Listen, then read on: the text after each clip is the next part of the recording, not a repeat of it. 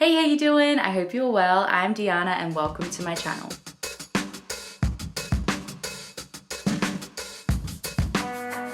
Today I wanted to share with you 10 authors who are my auto-buy authors. These are authors who, if they release a book, I'm buying it. In fact, if they release a pre-order that's just the title and one of those text covers and no blurb, it doesn't matter because I've already bought it, and I'm counting down the days very impatiently until release date. I figured we will start with the non-romance authors and I will just tell you a little bit about why I love them and do a tiny non-rambly couple of sentences as to introduce their work. So first up, we'll go with historical fiction and Joanna Courtney. I completely love the way she is able to bring to life these historical periods. So she does normally work in kind of pre-medieval eras, and you can just tell there is so much care in.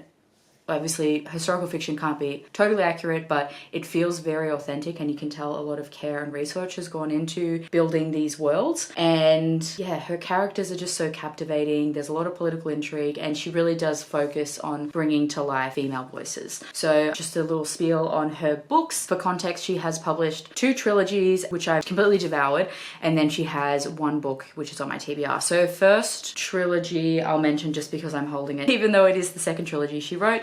This is the Shakespeare's Queen trilogy, so it includes Blood Queen, Fire Queen, and Iron Queen. And these actually recount the real women who were inspiration to some of Shakespeare's most famous queens. So the first one, Blood Queen, is Lady Macbeth. I got this one for Christmas, I think the year it was released, and read it in an afternoon. I was just completely captivated by this setting. Yes, completely love this one. And it's probably my favorite of the series. Then we have The Fire Queen, which retells Hamlet and focuses on Ophelia. And then we have Iron Queen, which is a retelling of King Lear, focusing on Cordelia. Wish I had actually read King Lear. I think I would have got more out of it. Then we have the series that I was introduced to her by the Queens of Conquest series. And these basically follow the 3 queens related to 1066, Battle of Hastings, build up to that. So basically in this period of time in history, Edward the Confessor has died without an heir, and these 3 guys pop up and decide that the throne is for them. And then I have one on my TBR, which I'm dying to get to. I feel like with some of these authors, I like knowing that I've got other books on my TBR because they're kind of that rainy day author. And the one I have is Cleopatra and Julius, which to no surprise is looking at the romance and dynamic between Cleopatra, Queen of Egypt, and Julius Caesar of Rome. My next author is an Australian author who I guess I would put down as being like a lit fic author, and this is lauraelizabethwoollett. I first discovered her at uni, and I think the way she's able to craft really complicated 3-dimensional characters, female characters in particular, and is able to just portray them as authentically as possible without being worried about hiding their sharp edges or their toxicity is pretty amazing. And especially in her first few books, she's really kind of fascinated with true crime, I guess, and the reason why women stay with or are drawn to men they know are no good for them. So the first book I read of hers, which is a recommendation from someone when I was at uni, so thank you to that person, is A Love of a Bad Man, which actually is a short story collection where it's 12 stories which imagine the real lives of women, all of whom were lovers, wives, mistresses of various bad men through history. It just takes these 12 women's stories and explores the kind of draw and the power dynamics in those kind of relationships.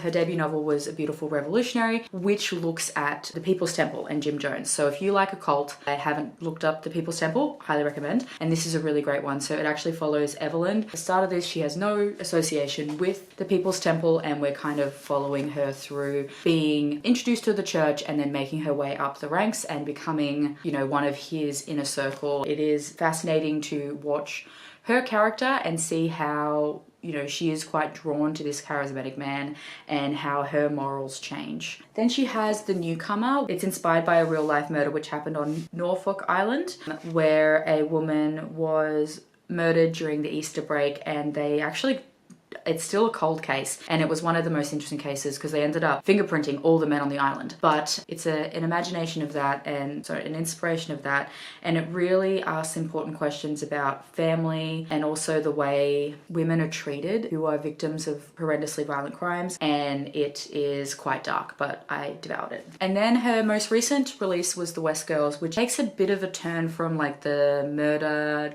true crime element, and in fact looks at the beauty industry. So it is quite a unflinching expose on the beauty industry. This one is probably like less linear, and while we have Luna's story throughout, we do get chapters from other women, but really, yeah. Enjoy is probably not the right word, but I did enjoy it. Next up, we have Theodora Goss. This series, The Extraordinary Adventures of the Athena Club series, I'm obsessed with. It is everything I want from a retelling. It is witty, it is an imaginative, and I am waiting to see what she writes next. The series consists of The Strange Case of the Alchemist's Daughter, European Travels for Monstrous Women, and The Sinister Mystery of the Mesmerizing Girl. So this series is essentially Once Upon a Time meets Penny Dreadful, and the fact that we've got these retelling of a group of girls who gets together to solve murders, and they all end up being the daughters of Gothic history's mad scientists, and it is just so fantastic. Another thing I absolutely love about this book is that throughout it, if you can see, we've got commentary from the other characters, and it is just so good. I absolutely adored it. So if you're in the mood for a Gothic murder mystery that's a retelling, I highly recommend this series. Speaking of retellings, I am obsessed with any kind of retelling, whether it is myth retelling, Shakespeare retelling, literature retelling, fairy tale retelling. If it's got a retelling, I'm probably going to buy it, and one of my favorite authors who does Greek myth retellings in particular is Madeline Miller. I just love the way she has been able to construct these myths, and in particular with Circe. She is a character in mythology who has been kind of mentioned and sprinkled about in different myths, and the care in which Madeline Miller was able to kind of piece together mentions of her and weave together her story and her life was just so beautiful. And then on the, I guess the flip side, we have The Song of Achilles, which is by far one of my favorite Trojan War retellings currently, and please let me know if you know of any. The only retelling I have where we have Patroclus and Achilles being in a loving queer relationship. Every other mention of it is that they're cousins and there's no romantic entanglement at all, which is just not what I believe, and it's just not how I was taught the myth. Well, the Iliad really only takes place over a couple of days of the actual 10 years war, but in this, Madeline is able to include mentions from other myths to really piece together the relationship between Achilles and Patroclus when they first met and leading up to the war and until the inevitable end of the pair of them, and it is just so beautiful. We're going romance adjacent, and the first one I wanted to mention was Kerri Maniscalco. Okay, so when Stalking Jack the Ripper was first announced, didn't think I was gonna like it, but I completely devoured it. I love the way she is able to include these historical settings which have women who are tasked with solving murders. So we've got these murder mysteries throughout, which I love, and there's always a very, you know, captivating, slow burn, steamy romance, which I also love. So first off, we have Stalking Jack the Ripper, which follows Audrey Rose, who is studying to be a mortician, which is set in the Victorian era. It has all the gothic, gloomy vibes that we'd expect. Then we have Hunting Prince Dracula. We have Escaping Houdini, Capturing the Devil. Completely loved it, loved the thread, loved how these four seemingly standalone murders end up being interconnected, and it is great. And then we have her more fantasy romance. I believe this starts as YA and does move up to adult as we go through the series. And this is her Kingdom of the Wicked series. And we are following Emilia, who is trying to find out who killed her twin sister, Victoria. She's a witch, and she ends up making a deal with the Prince of Hell to try and track down her sister's killer. And I completely loved it. The twists and turns about what was going on, who she ends up being, what the Princess of Hell was doing was fantastic, and I can't wait to pick up, I can't remember what it's called, but there is a spin-off book which follows Prince Envy, and I love that we've got the seven sins being the Princess of Hell. So yeah, I think she's writing more and I can't wait to read more of it. Changing tones, will go with Olivia Atwater. I just think the way she is able to write these really beautiful, whimsical fantasy romance stories is just amazing. Like, if you like the whimsy of Howl's Moving Castle, this series is for you. So she's got her Regency fairy tale series, which starts with Half a Soul, and just the kind of Bridgerton, Jane Austen vibes with a touch of magic just makes my heart sing, and the way they are told in that kind of more fairy tale way is totally amazing. And then she has started a new series which is called the Victorian Fairy Tale series, which is a spin-off of this series, and I think we're following one of the characters in here who has grown up. And the first one, The Witch Would Not, has the same like feeling and like fairy tale telling, but it's got that kind of gothic Victorian element to it, which is just so good. So dying to read the next book of that one. And also I think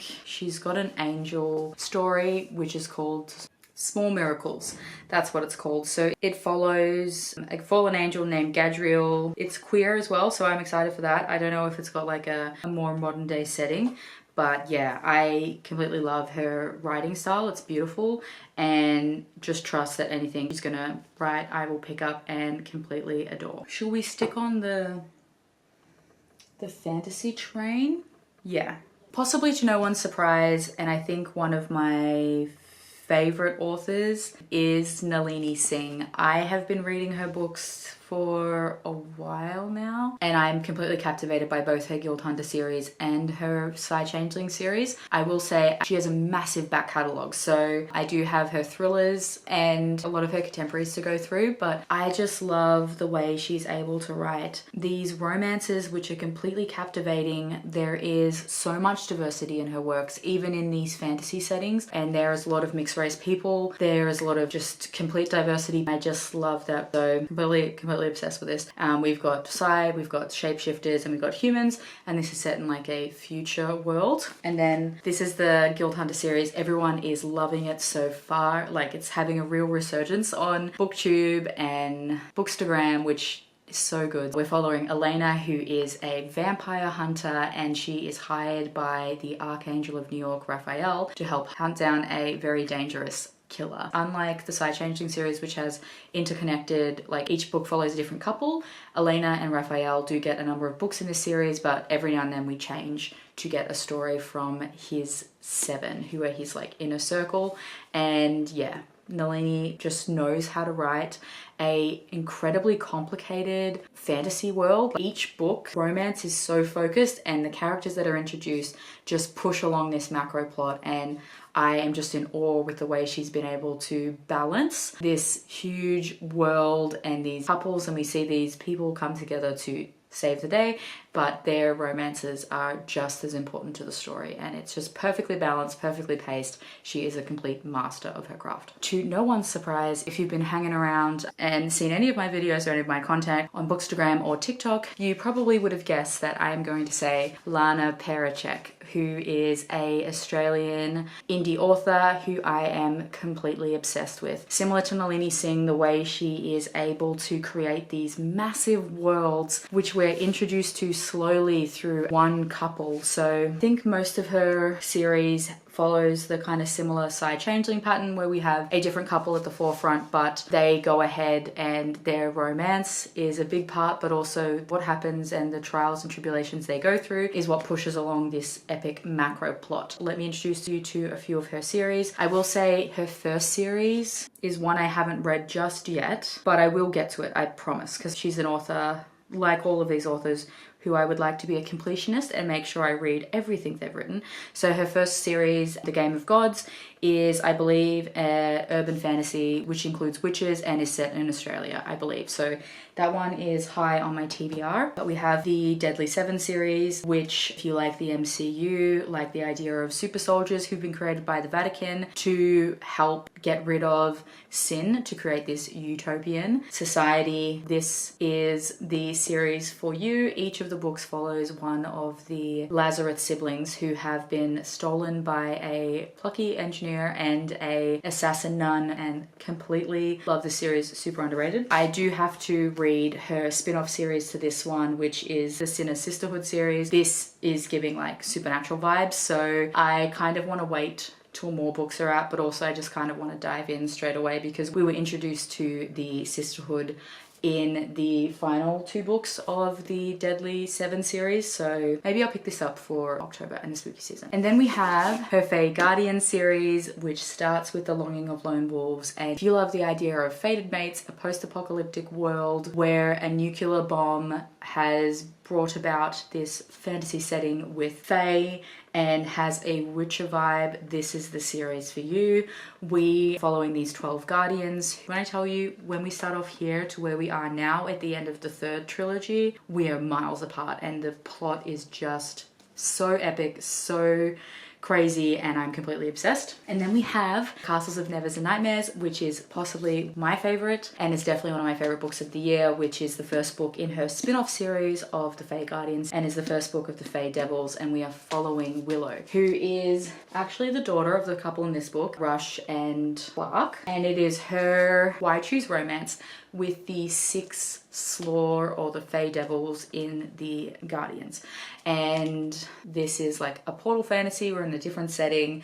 We have deadly trials, a fairy queen, nightmares running amok, and I cannot wait for the next book in this series. All right, let's move on to dark romance. So I am completely obsessed with and love Gabrielle Sands. The way she is able to write these complex characters, these very steamy relationships, and put them into a setting which in particular this Fallen series follows a mafia. We do have a lot of political movements which impacts the rest of these siblings. So we are following mostly these sisters from the Gabino family in New York, but we also have a Don in Ibiza who has been kind of ousted from the Italian contingent, for lack of a better word, and she just writes these captivating dark mafia romances, but make sure to put the mafia in it. Like, the detail and care she has to construct this world and this crime dark underbelly is fantastic. I actually did first discover Gabrielle Sands with her River Valley Rebels series, which has since been, I think she's unpublished it because it's not fitting with where she's going, but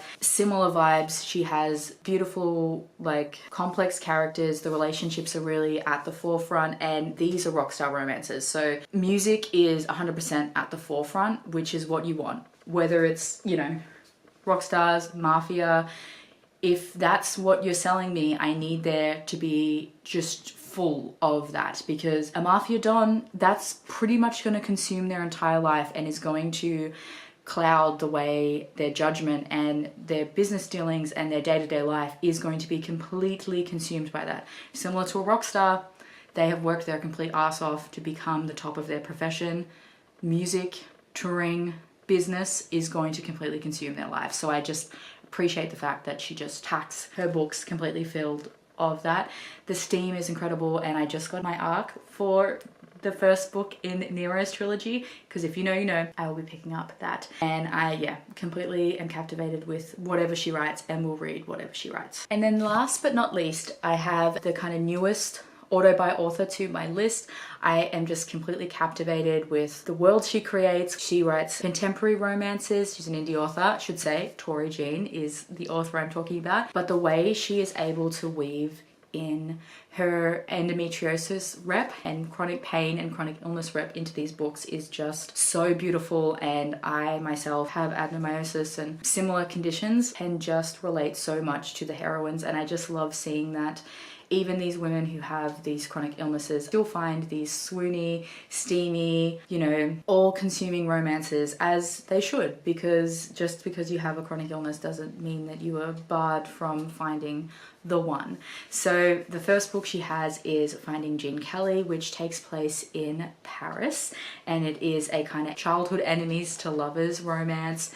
and we are following Evie, who is really struggling. She moved to Paris for a dream to become a patisserie chef, but her illness really stopped her from being able to commit to that, and so at a point in time when we meet her, her visa's running out, so she doesn't know whether she is going to be able to renew her visa or if she has to go home kind of with her tail between her legs. And then she ends up running into Liam, who is her brother's best friend and her rival, and it is their romance, and the caretaking scenes in here are just incredible. And then we have first book in her Chawton Falls in Love series, which is called Dukes and Dukes, and this was set in this like Ren fair, but it's based on Jane Austen, and we're following Alu, who runs this fair, and it's her romance with her best friend Jack Parker, who is a NHL player, and after a particularly nasty on-rink fight has been suspended, and he comes to Chawton and promises to help Alu with her fair, and he has promised to be the George Wickham to her Lydia. And unlike with Evie in Finding Jean Kelly, Alu hasn't been diagnosed yet, and the way that Torie Jean was able to write and depict the kind of medical gaslighting and the trauma and the trials of getting diagnosed was authentic, and it really hit me hard. But yeah, completely loved it. Again, caretaking, tick. The way the romance is so swoony, and yes, completely adored this one. So there you go. There are 10 of my auto buy authors. As I said, if these authors release even a hint of an upcoming release, you best believe I be pre-ordering it. I am adding it to my journal in my anticipated releases. I am begging for an ARC. So comment down below and let me know some of your auto buy authors, or you can leave me a pen emoji because we're talking about writing. Please like and subscribe if you're interested in seeing more from me. I will be posting videos every Sunday. Linked in the description box below will be links to all these authors and any reviews to any of their books. Also in the description box below will be links to all my social media channels if you'd like to follow or talk to me on any other corner of the internet. Anyway, that is all from me today, guys. I hope you're doing all kinds of well, and I will speak to you soon. See ya!